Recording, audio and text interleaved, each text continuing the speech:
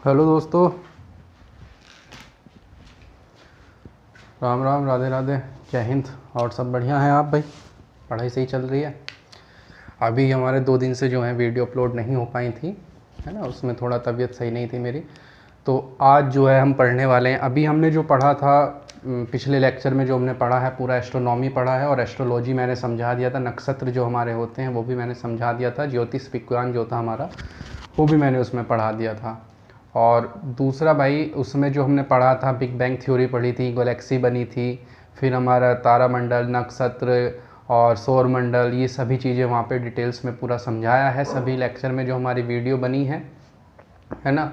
और भाई सभी भाइयों से निवेदन है, चैनल जो है ज़्यादा से ज़्यादा सब्सक्राइब करो, शेयर करो, लाइक करो। और भाई जो भी प्रॉब्लम है उसमें ना कमेंट में बताओ, जो भी प्रॉब्लम आ रही है या जो चीज़ समझ में नहीं आती है तो आप कमेंट में भी बता सकते हैं, है ना।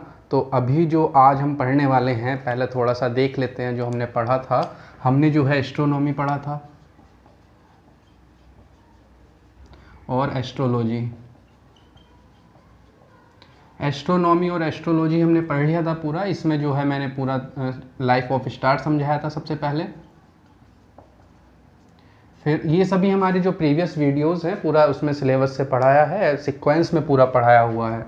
ये सबसे पहले लाइफ ऑफ स्टार पढ़ा था, बिग बैंग थ्योरी था, बहुत अच्छे से समझाया है पूरा। एक लड्डू एग्जाम्पल दिया था बिग बैंग थ्योरी में भी, आप देख सकते हैं प्रीवियस वीडियोस हमारे चैनल पर ही। और बिग बैंग थ्योरी समझाया था। बिग बैंग थ्योरी से फिर हमारी गैलेक्सी बनी थी। फिर हमने जो है गैलेक्सी से बाद में फिर हमारे नक्षत्र थे, फिर हमारे तारामंडल, फिर हमने पढ़ा था तारामंडल से बाद में जो है हमने सोलर सिस्टम, फिर हमने सन पढ़ा था, फिर हमने प्लैनेट्स पढ़े थे सभी, फिर हमने जो है एस्ट्रॉइड्स पढ़े थे, और ये उल्का, और फिर हमने जो है यहाँ पर उल्का पिंड पढ़े, मून पढ़ा। मून पढ़ने के बाद जो है फिर हमने जो है सारी डिटेल्स में पूरा अच्छे से समझाया है, वहाँ पर आप देख सकते हैं पिछला प्रीवियस वीडियोस में। और धूमकेतु, ये सभी जो है हमने समझा दिया है ना। लाइफ ऑफ स्टार, लाल दाना, बिग बैंग थ्योरी, गैलेक्सी, नक्षत्र, तारामंडल, सोलर सिस्टम, सन, ग्रह, उल्का, मून और धूमकेतु और पृथ्वी में भी हमने जो है पूरा समझा दिया था। सभी प्लैनेट्स में ही ये आ जाता है, ये हमने पूरा समझा दिया था। एस्ट्रोलॉजी में जो है हमारा ज्योतिष में जो है नक्षत्र हमने बता दिए थे, जो मतलब एग्जाम से रिलेटेड पॉइंट ऑफ व्यू है वो हमने यहाँ पे एस्ट्रोलॉजी में समझा दिया था। ज़्यादा इंपॉर्टेंट नहीं है एस्ट्रोलॉजी में, जो नक्षत्र बताते हैं वो सारे मैंने तुम्हें यहाँ पे बता दिए थे। रोहिणी नक्षत्र ये सभी यहाँ पर बता दिया था, है ना। तो अब जो है हमें पढ़ना है टोपोग्राफी।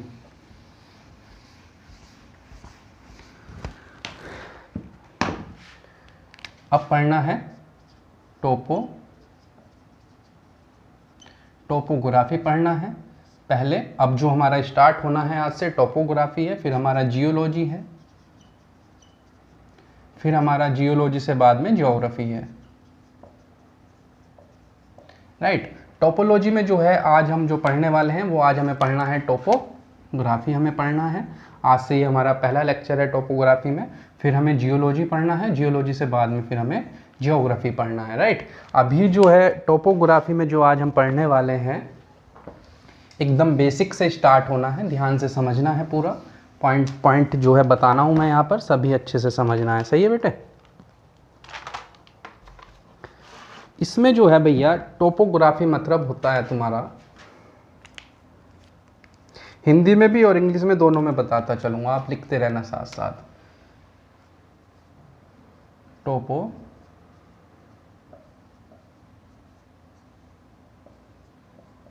हिंदी में होता है ये स्थलाकृति,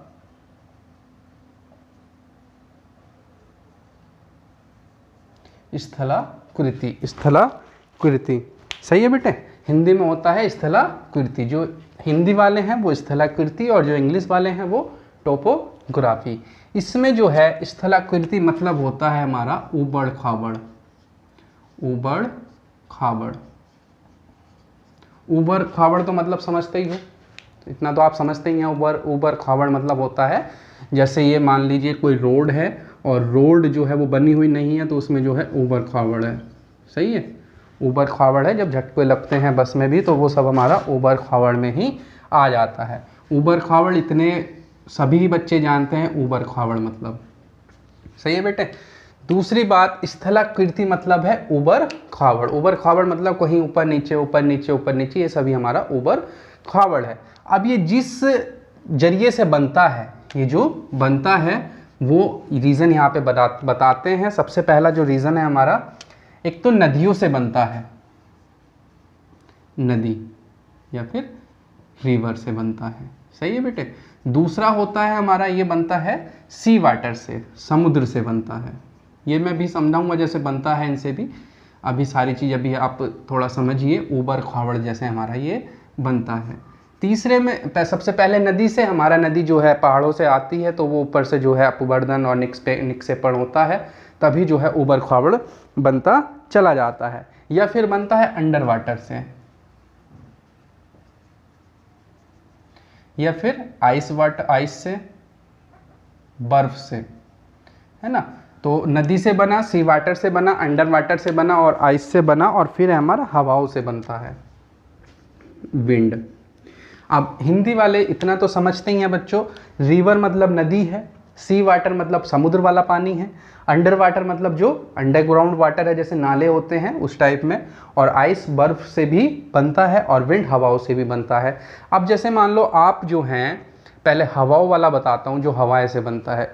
आप जो हैं रेगिस्तान में जाइए, वहाँ पर जब हवा चलती हैं तेज तेज, तो हवाएं जो हैं वो मिट्टी वहाँ से उठाती हैं और एक चट्टा सा बना देती हैं, मतलब एक वहाँ पर जो है इकट्ठी हो जाती है मिट्टी, एक चट्टा सा बना देती है, मतलब मिट्टी साथ साथ उड़ा देती हैं। तो ये तो होता है हमारा विंड से जो ऊबड़ खाबड़ बनता है। दूसरा हमारा अंडर वाटर में, जैसे मान लीजिए अंडरग्राउंड वाटर है, जो हमारे अंडरग्राउंड नाले होते हैं, ये किसी का घर बना हुआ है और यहीं से जो है ये इसमें अंदर पानी जाना स्टार्ट हो जाता है, पानी अंदर जाना स्टार्ट हो जाता है। तो इसी से जो है आप देखना, जो रोड है, रोड भी टूट जाती हैं नीचे, उसमें धंस जाती हैं, तो वो इसीलिए धंस जाती हैं, ऊबड़ खाबड़ हो जाती है पानी से। पानी जो है उसे काटना स्टार्ट हो जाता है, काटना स्टार्ट हो जाता है, वही चीज़ है। अंडर वाटर, सी वाटर से भी यही होता है, जब समुद्र में लहरें आती हैं बहुत तेज़, हमारी जो वेव लहरें आती हैं तेज़ से, तो वो भी जो है मिट्टी काटना स्टार्ट हो जाती हैं। तो सी वाटर से। और रिवर से जो बनता है, रिवर जैसे मान लीजिए हमारा माउंटेन है, माउंटेन से रिवर आई, तो यहाँ पर जो है स्पीड हमारी बहुत ज़्यादा होनी है। जब कोई नदी पहाड़ों से उतरती है तो उसमें स्पीड ज़्यादा होनी है, कॉमन सेंस वाली बात है। तो ये जब हमारी नदी आती है, तो जब ये मैदानी क्षेत्र में आ जाती है, तो यहाँ से जो है, जो हमारे नॉर्मली पत्थर होते हैं, छोटे पत्थर मतलब जो मुलायम पत्थर होते हैं, वो पत्थर जो है इससे टूट जाते हैं। तो ये अपने साथ पत्थर ले आती है और फिर धीरे धीरे जो है जब ये नीचे आना स्टार्ट होती है तो मिट्टी भी जो है साथ में आना स्टार्ट होती है। आप देखना जो पहाड़ों में नदियाँ होती हैं वो ऊबड़ खाबड़ होती हैं, ऐसा नहीं होता, एक सीधाई में नहीं होती हैं, है ना। और यहाँ पर जब ये प्लेन एरिया में आ जाती है तो अपने साथ मिट्टी लाती हैं, बहुत ज़्यादा मिट्टी लाती हैं, उसी से जो है ये ऊबड़ खाबड़ बनता है, नदियों से ऐसे बनता है ना। तो आज अब जो हमें पढ़ना है, अभी ये मैंने बताया तुम्हें जो जिससे जैसे हमारा ऊबड़ खाबड़ बनता है। अब इसमें हमें पढ़ना है जो रिवर नदी टोपोग्राफी पढ़नी है सबसे पहले।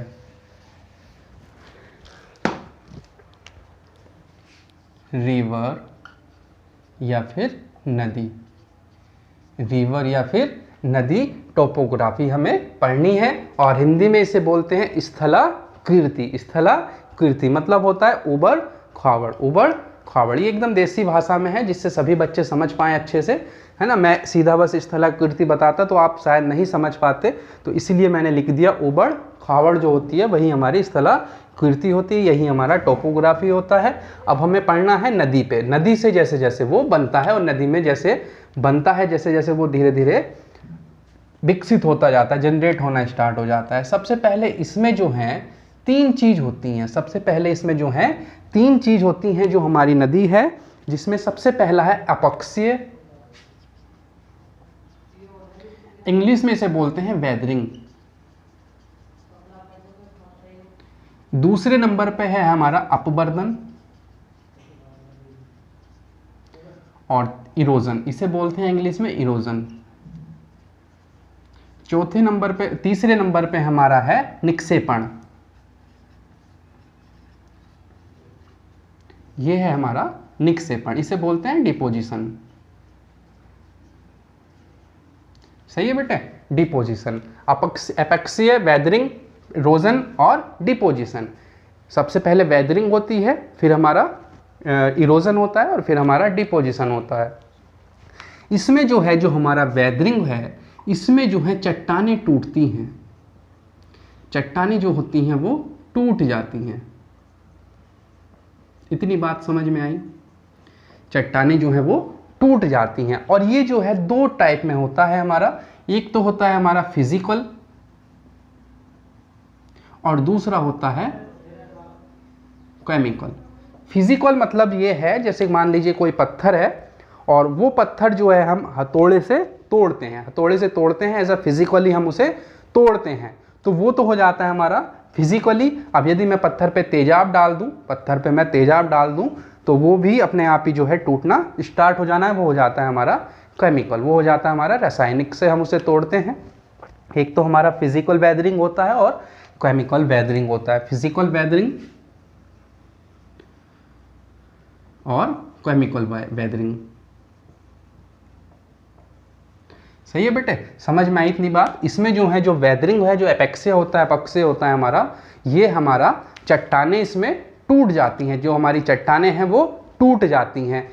चट्टानें जो टूटती हैं वो हमारे इसमें दो टाइप होते हैं, तो फिजिकली टूटती हैं वो, या फिर रासायनिक टूटती हैं। अब जैसे मान लो कोई है, उसको हुट मार दो मुंह पर, जैसे हुट मारा तो उसको जबड़ा बाहर आता, तो वो हमने जो तोड़ा वो फिजिकली तोड़ा, वो हमने जो तोड़ा फिजिकली तोड़ दिया। अब मुंह पे ना चपत मारो ना कुछ मारो, जैसे मान लो जरा सा तेजाब डाल दिया तो वो वैसे गल जाना है, वो वैसे समाप्त हो जाना है। तो वही चीज़ है, एग्जाम्पल है, समझिए आप। ये हमारा फिजिकल वेदरिंग है और दूसरा हमारा केमिकल वेदरिंग है। फिर हमारा आ जाता है इरोजन, अपवर्धन। दूसरा आ जाता है हमारा अपवर्धन, इरोजन जो होता है हमारा। सही है बेटे, इरोजन में जो है अपवर्धन, आप एपक्स से आपने समझा, वेदरिंग आपने समझा, चट्टानें हमारी टूट जाती हैं, चट्टानें जो हैं वो हमारी टूट जाती हैं। सही है। और दूसरे में जो है निक्षेपण होता है, डिपोजिशन होना स्टार्ट हो जाता है। इसमें जो है हमारा जो अपवर्धन है, इरोजन में है, इसमें जो है इसमें चट्टानें टूट जाती हैं और इसमें जो है घिसावट होती है, इसमें होती है घिसावट या फिर रगड़। सही है बेटे, इरोजन में जो है, अपवर्धन में जो है या तो घिसावट होती है या फिर रगड़ होती है। अब मान लो कोई पत्थर है, उसे घिसते रहो रगड़ते रहो, तो वो धीरे धीरे टूटता है, वो धीरे धीरे टूटता है। और इसमें जो है हमारा वेदरिंग में वो एकदम टूट जाता है, एकदम से टूट जाता है, पर इसमें जो है वो धीरे धीरे टूटता है, रगड़ इसमें होती रहती है। सही है। अब एग्जाम्पल समझो, मैं एग्जाम्पल बताता हूँ। गाँव में जो है, अब जब से ये मिक्सी आई है तब से तो नहीं है इतना ज़्यादा, पर अभी भी बहुत सारे घर ऐसे हैं जहाँ पर वो मिलता है, सिलबट्टा। आपने नाम सुना हो, सिलबट्टा होता है। सही है। सिलबट्टा जो होता है उसमें हमने जो है मसाला ले लिया, उसमें कुछ हमने जो है डली वाले नमक डाल दिए, जो डली वाला नमक आता है, सॉल्ट आता है हमारा डली वाला, वो हमने उसमें डाल दिया, अदरक डाल दिया, मिर्ची डाल दी, सारा हमने उसमें मसाला हमें पीसना है। जब अब तो मिक्सी है, मिक्सी में डालो, झट बटन दबाओ और वो मसाला तैयार। अब जो पहले होता था, पहले सिलबट्टा होता था। सही है, सिलबट्टा होता था। तो सिलबट्टे में जो है, जब हम सबसे पहले उसमें जो मोटी मोटी चीज़ होती थी, जो उसमें मोटी मोटी चीज़ होती थी, जैसे मान लीजिए अदरक है या नमक है, सॉल्ट है, डली वाला जो नमक होता है वो है, तो पहले हम उसे फोड़ते थे, उसे पहले हम तोड़ते थे, फिजिकली हम उसे तोड़ते थे। तो जब हम उसे फिजिकली तोड़ते थे तो वही चीज़, एग्जाम्पल से समझो, वही हमारी वेदरिंग हुई, वही हमारी वेदरिंग हुई जब हमने सिलबट्टे से जो है उसे तोड़ा। उससे चटनी बनाते थे भाई, चटनी सिलबट्टे से जो है चटनी बनती थी पहले, जैसे हरी मिर्च की, पुदीने की, ये चटनी बना लेते थे। जब मिक्सी नहीं चलती थी, मिक्सी नहीं थी उस टाइम पे, तो सिलबट्टे ही होते थे। मतलब एक सिल होता है, पत्थर होता है राउंड वाला सिल उसे, और दूसरा होता है बट्टा, मतलब ऐसे राउंड में ऐसे बना हुआ होता है, ये हमारी सिल है। और जो पत्थर होता था वो हमारा इस टाइप में होता था। आपने देखा हो शायद, या तो अभी भी हो, बहुत से फैमिली ऐसी हैं जहाँ पे अभी भी ये यूज़ होता है। तो इस सिलबट्टे पे जो है ऐसे निशान बने रहते थे पूरे पे, और ये हमारा पत्थर होता था। तो इस पे जो है हमने वो पूरा मसाला रख लिया, जो उसमें सॉलिड चीज़ें थी, पहले हम उसे तोड़ते हैं, पहले हम उसे तोड़ते थे। तोड़ने के बाद जो है फिर हम उसे ऐसे पीसना स्टार्ट होते थे, रगड़ना स्टार्ट होते थे। जो हम उसे रगड़ते हैं ऐसे तेज तेज, तो वो होता है हमारा इरोजन, वो होता है हमारा इरोजन। उस पत्थर से जब हम उसे ऐसे रगड़ते हैं तेज तेज, जैसे जो लेडीज़ बनाती थी चटनी, अब भाई हमने तो लेकिन नहीं बनाई चटनी, ज़्यादातर लेडीज़ ही बनाती हैं, सभी घर में जो हैं लेडीज़ ही बनाती हैं चटनी उस पर सिलबट्टे पे। तो उसे जो है पहले वो तोड़ती थी, जो ज़्यादा मतलब नमक है या फिर अदरक है या जो भी चीज़ें उसे पहले फोड़ते थे वहाँ पर, तो वो हुआ हमारा वेदरिंग। फिर उसे मसलना स्टार्ट होते थे, रगड़ना स्टार्ट होते थे, तेज तेज रगड़ते रगड़ते बहुत तेज। जब वो थोड़ा सा मुहिम हो जाता था, मतलब थोड़ा थोड़ा वो पिसना स्टार्ट हो जाता था, तो फिर जब वो पिसना स्टार्ट हो जाता था, जब उसे रगड़ते थे, तो वो हमारा हुआ इरोजन, वो हुआ हमारा इरोजन। ध्यान देना पहले समय में, तो जो वो पत्थर था, जो हमारा ये वाला पत्थर था जिससे हम उसे रगड़ते थे, तो इसको चारों तरफ जो है मसाला लग जाता था, इसको चारों तरफ मसाला लग जाता था, और कुछ मसाला जो है वो पिस नहीं पाता था, मसाला जो है वो पिस नहीं पाता था। तो जो लेडीज़ थी वो हाथ में पानी लेती थी और ऐसे पूरा एक साइड में लिया, सारा साइड में लाए अपना, फिर सिल्ली, और फिर से जो है उसे पीसना स्टार्ट। जब लोग एकदम मुहिम ना हो जा, चटनी ना बन जा तमीज वाली, तब लोग उसे पीसते रहते थे। तो पीसने के बाद जब उसे पानी से पूरा उतारते थे, तो वहाँ पर जो है कुछ मसाला वो जम जाता था, कुछ मसाला जो है वहीं पर वो जम जाता था। तो वो जो जमाव होता था वही हमारा डिपोजिशन है, वही हमारा डिपोजिशन है। समझ में आई बच्चों इतनी बात? है भाई, समझ में आई नहीं आई? सिलबट्टे से समझ में आई इतनी बात या नहीं आई? तो उसमें जो है जमा हो जाता था, इसमें डिपोजिशन में जो है जमा हो जाता था, वो जमा हो जाता था। यदि समझ में नहीं आ रही हो तो अपनी मम्मी से पूछना, या फिर दादी से पूछना, या फिर नानी से पूछना, वो बतानी है सिलबट्टे वाला मैटर जो होता था। जो मैंने बताया सेम वैसे ही होता था। लास्ट में जो है इस पे मसाला जम जाता था, मतलब जो मसाला पीसता है पहले उसे फोड़ते थे, ये पहले हमारी वेदरिंग होती थी, वेदरिंग होने के बाद जो है फिर उस पर रगड़ होती थी, घुसते रहते थे, तेज उसे घुसते रहते थे, फिर ऐसे घुमाते थे चारों तरफ से, घुमाया पूरा, घुमाने बाद फिर रगड़ना स्टार्ट उसे। भैया उसे रगड़ते रगड़ते जो उसे मुहिम बना देते थे, एकदम पतला बना देते थे। पतला बनाने के बाद जो है, जो फिर वो मसाला उस पर जम जाता था, मसाला जब उसे उतारते थे, पानी डाला थोड़ा सा, पानी से ऐसे लेडीज जो है ऐसे उसे अपना एक कटोरे में या बर्तन में उसे ले लेती थी, वो चटनी बन जाती थी ज़बरदस्त वाली। हरी मिर्च से पुदीने वाली चटनी, आंबी वाली चटनी, सब उसी से बनती थी। जब से मिक्सी आई है तो तब से नहीं यूज़ होता सिलबट्टा, ना तो पहले बहुत यूज़ होता था, पहले बहुत ज़्यादा यूज़ होता था। अब तो ये भैया सीधा मिक्सी में सारा सामान डाला और दबाया, खट्ट देनी बटन दबाया, मसाला तैयार। पहले उसमें मेहनत लगती थी पीसने में, पहले पीसने में उसे मेहनत लगती थी। तो वही चीज़ एग्जाम्पल से समझ लो, जब हमने उसे तोड़ा तो वो हमारा वेदरिंग हुई, जब हमने उसे रगड़ हुई तो वो हमारा इरोजन हुआ, और जो मामला जो जर्दा जो मसाला वो जमा हुआ था चारों तरफ, वो हमारा डिपोजिशन हुआ, वो हमारा डिपोजिशन हुआ। आशा है आपने ये बात अच्छे से समझी है बच्चों। चलो समझ लो भाई अच्छे से पूरा। एपॉक्सी, वेदरिंग, इरोजन और डिपोजिशन, यही हमारी 3 चीज़ थी, ये हमने अभी पढ़ा है। सही है? इतना एकदम पॉइंट टू पॉइंट साथ साथ पढ़ते चलो, इतना सा भी कन्फ्यूज़न नहीं होना है, आप समझते चलो। अब यही चीज़ जो है मैं रिवर में समझाऊंगा। अब ये सिर्फ एग्जाम्पल से तुम्हें समझा दिया। वेदरिंग क्या होता है हमारा, इरोजन और डिपोजिशन। इसमें फिजिकली कोई पत्थर से तोड़ते हैं तो फिजिकली है, कोई यदि हम किसी केमिकल से उसे तोड़ते हैं तो वो हमारी केमिकल वेदरिंग है। सही है? इतनी बात समझ में आई। सिलबट्टे वाली बात भी समझ में आई होगी। चलो भाई, अब आते हैं नदी पर। यो उबड़ खाबड़ जो है वो डेंजर है भाई। सही है नहीं? उबड़ खाबड़ बहुत ज़्यादा डेंजर है। चलो भाई, अब आ जाते हैं रिवर कोर्स। अब आ जाते हैं रिवर कोर्स। रिवर कोर्स, जैसे यही ज्योग्राफी कोर्स, ऐसे ही रिवर कोर्स हैं कुछ। हिंदी में हम इसे बोलते हैं नदी की अवस्था।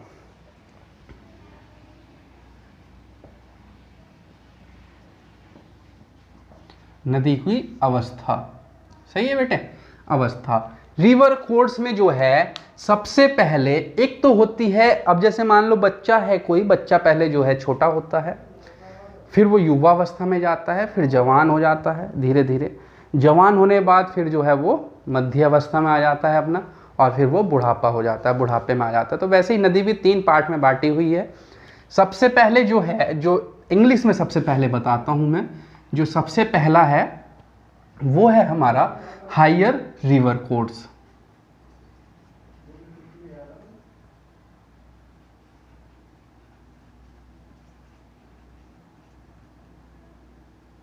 दूसरा है हमारा मिडिल,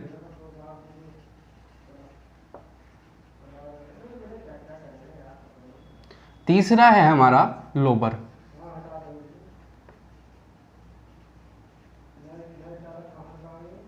सही है बेटे। सबसे पहले हायर रिवर कोर्स है, फिर हमारा मिडल है, हायर बोल देते हैं या फिर अपर बोल देते हैं, बात वही है, इसे अपर भी लिख सकते हैं आप, अपर रिवर कोर्स है ना। फिर हमारा मिडिल रिवर कोर्स है, फिर हमारा लोअर रिवर कोर्स है। सही है बच्चों, ये हमारे 3 कोर्सेज होते हैं। हिंदी में हम इसे बोलते हैं युवा अवस्था। सबसे पहला है हमारा ये युवा अवस्था, युवा अवस्था हिंदी में। दूसरा है हमारा प्रौढ़ अवस्था, प्रौढ़ अवस्था। सही है, प्रौढ़ अवस्था, प्रौढ़।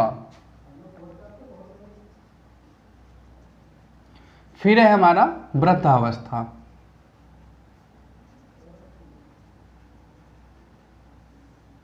फिर है हमारा वृद्धावस्था।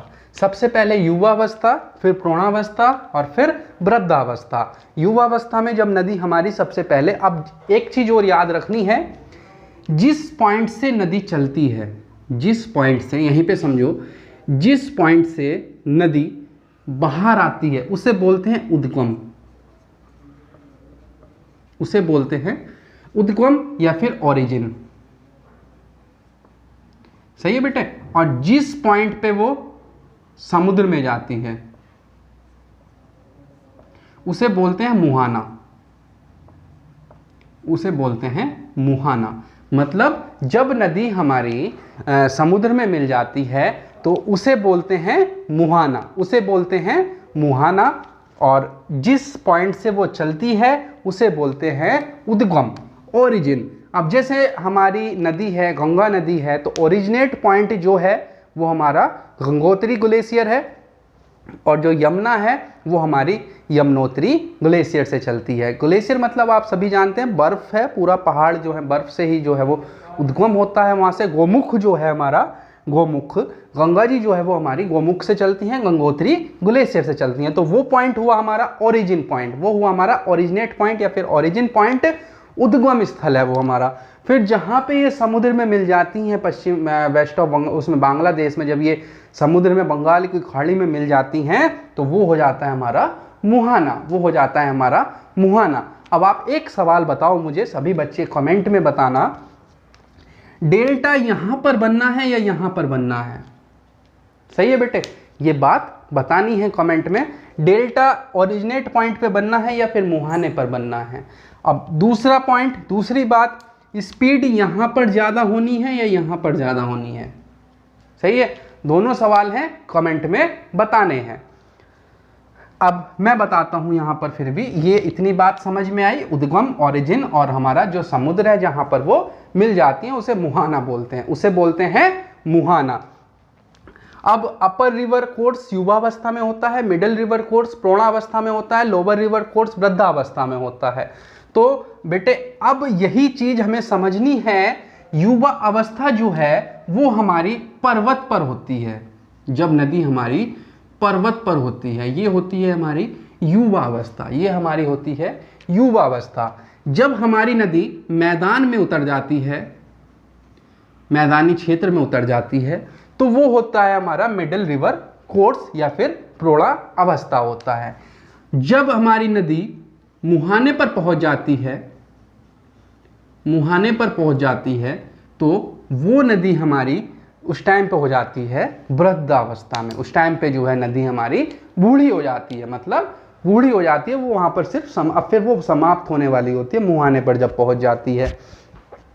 युवावस्था पर्वत पर, पर्वत इंग्लिश में आप सभी जानते हैं, प्रौढ़ावस्था मैदान में, और वृद्धावस्था मुहाने पर। अब जैसे हमारी मान लीजिए गंगा नदी है, तो जब वो पहाड़ों से चलती है, ऊपर से आती है, तो ऊपर से हमारी जो देवप्रयाग में अलकनंदा और भागीरथी जो नदी हैं दोनों वो मिल जाती हैं, वहाँ जो है संगम हो जाता है, दोनों नदियाँ मिल जाती हैं। फिर वो नदी जब चलते चलते ऋषिकेश में आती है, हरिद्वार में आती है, तो वो धीरे धीरे जो है पहाड़ों में से बाहर आनी स्टार्ट हो जाती है, उत्तर प्रदेश का बिजनौर जिला जो है, सबसे पहले उत्तर प्रदेश में बिजनौर में जो है गंगा जी हमारी एंटर होती हैं, और फिर वहाँ से जो है ये पूरा हमारा प्लेन एरिया हो जाता है। हरिद्वार से ही मतलब बहुत हद लो जो है प्लेन एरिया में आ जाती है नदी। और उत्तर प्रदेश हुआ, जैसे हमारा उत्तर प्रदेश है और बिहार है, ये सब हमारा एक तरह से प्लेन एरिया में ही नदी, हमारी जो गंगा जी हैं वो प्लेन एरिया में चलती हैं, है ना। तो वही चीज़ है। तो जब ये हमारे ओरिजिनेट पॉइंट से चली थी तो वहाँ पर जो है स्पीड बहुत ज़्यादा होती थी। जैसे 2013 में जो है जो वहाँ पे बाढ़ आई थी, उत्तरांचल में जो बाढ़ आई थी तो कितना विनाश हुआ था वहाँ पर। तो वो इसीलिए हुआ था, जब वहाँ से नदी चलती है जहाँ से, तो वहाँ पे स्पीड जो होती है बहुत ज़्यादा हाई होती है, स्पीड जो होती है बहुत ज़्यादा हाई होती है स्पीड। तो यही बात अब हमें यहाँ पर समझनी है। ये जो हमारा पॉइंट है, यहाँ पर जो हमारी स्पीड है वो बहुत ज़्यादा होती है। यही हमारी नदी का युवा अवस्था है, यही जो है वो युवा अवस्था है। सही है बच्चों। ये जो पॉइंट है हमारा, जहाँ से ओरिजिनेट होती है, माउंटेन से चलती है, वही हमारा युवा अवस्था में होती है। फिर जब ये मैदानी पार्ट में आ जाती है, यहाँ पर मैदानी क्षेत्र में एंट्री ले लेती है नदी, तो यहाँ पर जो हमारी स्पीड है, नदी की जो स्पीड है, जो पानी जो बहता है, जो बहाव है, वो मीडियम हो जाता है। मतलब ना तो ज़्यादा तेज होता है और ना ही ज़्यादा धीमे होता है। और जब वो मुहाने पर पहुँच जाती है तो यहाँ पर जो स्पीड है वो हमारी बहुत ज़्यादा लो हो जाती है, बहुत ज़्यादा लो हो जाती है। तो जो डेल्टा है, जो डेल्टा बनता है, तो वो वहाँ पर तो बनना नहीं है जहाँ स्पीड तेज है।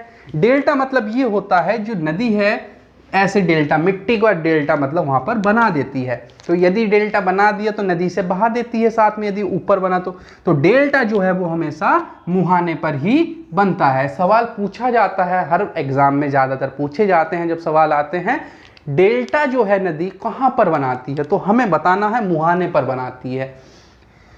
और युवा अवस्था में नदी कहाँ पे होती है, तो पर्वत में होती है। प्रौढ़ावस्था में नदी कहाँ होती है, मैदान में होती है। वृद्धावस्था में नदी कहाँ होती है, मुहाने पर होती है।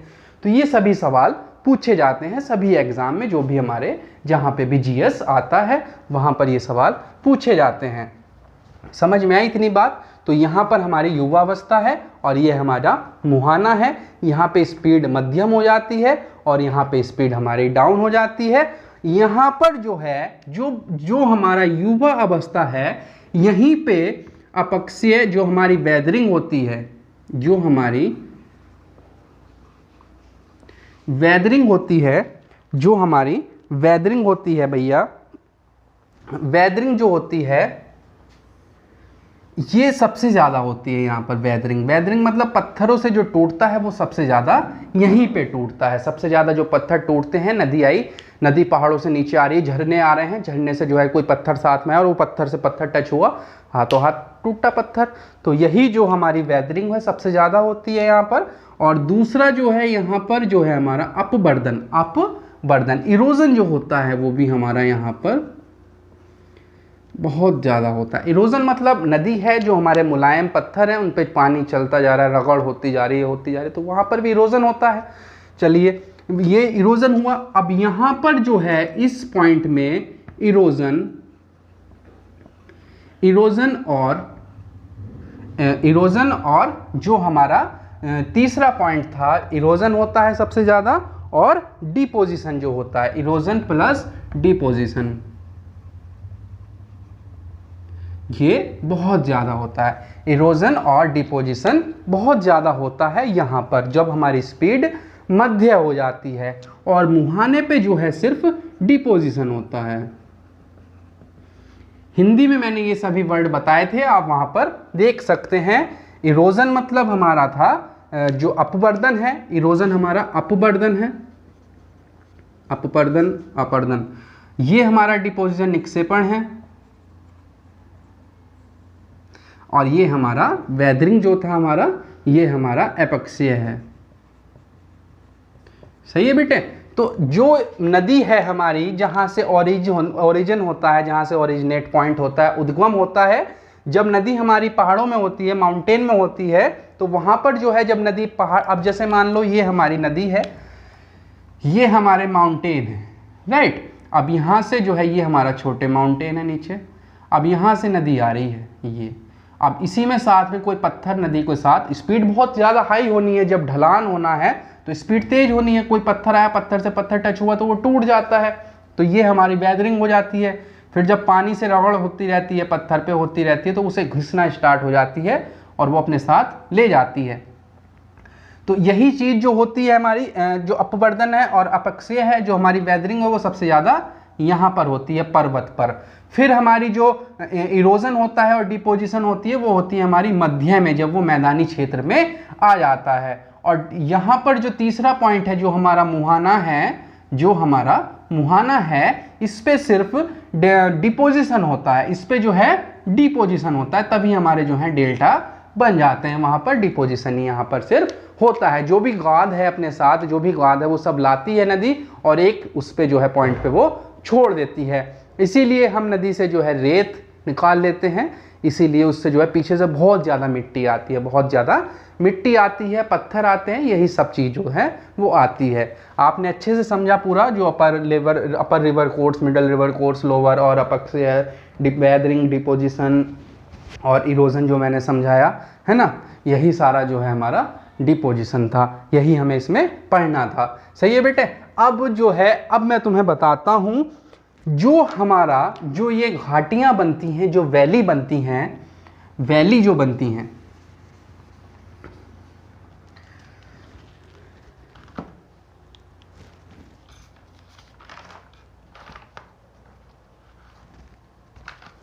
अब जैसे मान लो ये हमारा माउंटेन है ना, ये हमारा माउंटेन है, सही है बेटे, ये है हमारे पर्वत, ये है हमारे पर्वत। अब नदी जो है वो यहां से चलना स्टार्ट हुई, सही है, यहां से नदी चलना स्टार्ट हुई, तो ये जो वी, इसमें वी शेप नजर आ रही है, वी शेप, ये हमारी वी शेप है, ये हमारी वी शेप है। तो ये जो हमारी वी शेप है, इसे ही जो है हम बोलते हैं वी आकार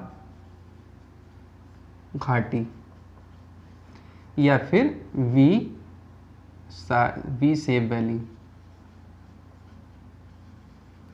वैली मतलब, घाटी मतलब होता है, जैसे हमारे माउंटेन हैं, हमारे पहाड़ हैं, उन पहाड़ों के बीच में जो, जैसे दो माउंटेन हैं, इनको बीच में जो ये स्पेस होता है, इसे ही हम घाटी बोलते हैं, इसे ही हम वैली बोलते हैं। तो ये समझ में आया, वी शेप घाटी जो है वो हमारी पर्वतों पर बनती है, पर्वतों पर बनती है। अब मान लो भाई नदी है, अब मेरी बात सुनो आप ध्यान से सभी बच्चे,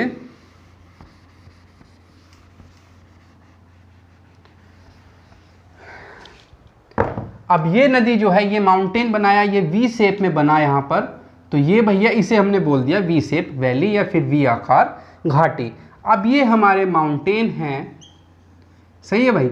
जब ये और ज़्यादा गहरा हो जाता है, जब ये और ज़्यादा, मतलब पानी है, प्रेशर से आता है, बहुत ज़्यादा स्पीड में होता है, तो वो अपने साथ चीज़ें जो है काटना स्टार्ट हो जाता है। अब ये हमारी वी शेप में जो हमारी घाटी है, जब ये गहराई हो जाती, जो हमारी वी आकार घाटी हैं, जब ये गहरी हो जाती हैं, गहरी हो जाती हैं, तो ये गार्ड्स बनाती हैं। हिंदी में भी और इंग्लिश में भी सेम है, दोनों सेम है बच्चों। ये बनाती हैं फिर गार्ड्स, ये बनाती हैं गार्ड्स। जब जो हमारी वी शेप है, जो हमारी वी शेप है, वी शेप वैली है, जब इसमें पानी धड़ाधम धम धम पानी आओ जा रहा है तेज से, तो ये बना लेती हैं गार्ड्स, ये बना लेती हैं गार्ड्स। क्या बना लेती हैं? गार्ड्स। सही है बेटे। ये जब गार्ड्स बना लेती हैं, जब ये हमारी वी शेप जो है बहुत ज़्यादा गहराई में हो जाती है, तो ये बना देती हैं गार्ड्स। अब भाई जब ये गार्ड्स बना लेती हैं, तो ये धीरे धीरे जब इसमें पानी आता जाता है तो ये गार्ज से बना देती हैं आई शेप, ये बना देती हैं आई शेप ऐसे। सही, अब जब पानी जाया जा रहा है पूरा नीचे नीचे, तो ये जो है फिर एक तरह से नीचे से प्लेन हो जाती है, पूरी बन जाती है आई कैनियन। ये बन जाता है फिर आई, फिर बन जाता है ये हमारा आई, जिसे हम बोलते हैं कैनियन। कैनियन आई आकार की घाटियां,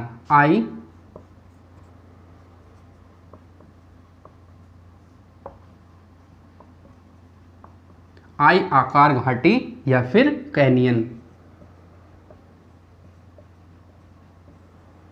सही है बेटे, आई आकार की घाटी या फिर कैनियन हम इसे बोलते हैं। जो सबसे बड़ा कैनियन है, जो सबसे बड़ा नदी ने जो बनाया है, वो नदी जो है सबसे पहले वी शेप से आती है। जब शुरुआत हुई ओरिजिन पॉइंट से हुई तो वो वी शेप से आती है। अब जब वो वी शेप से उसी रास्ते पे पानी चलता जाता है तो वो बहुत ज़्यादा गहराई में हो जाती है। जैसे सिंधु नदी है, ब्रह्मपुत्र नदी है और सतलज नदी है, ये सभी हमारी माउंटेन से आ रही है ना, तो ये सभी नदी जो है वी वैली बनाती हैं, वी वैली से ही ये आती हैं नदियाँ। दूसरा, जो हमारा जब ये पानी उसी से चलता जाता है तो एक तरह से आई शेप बन जाती है, आई शेप बन जाती है। जब नीचे से पानी कटना स्टार्ट हो जाता है, पूरा काटती जाती हैं, इरोजन होता जाता है बहुत ज़्यादा, तो ये फिर बना देती हैं आई आकार की घाटियाँ, जिसे हम बोलते हैं कैनियन। एक नदी है यूएसए में एक अमेरिका में एक नदी है, वहाँ पर जो है सबसे बड़ा आई आकार की एक घाटी बनी हुई है, जो नदी है कोलोराडो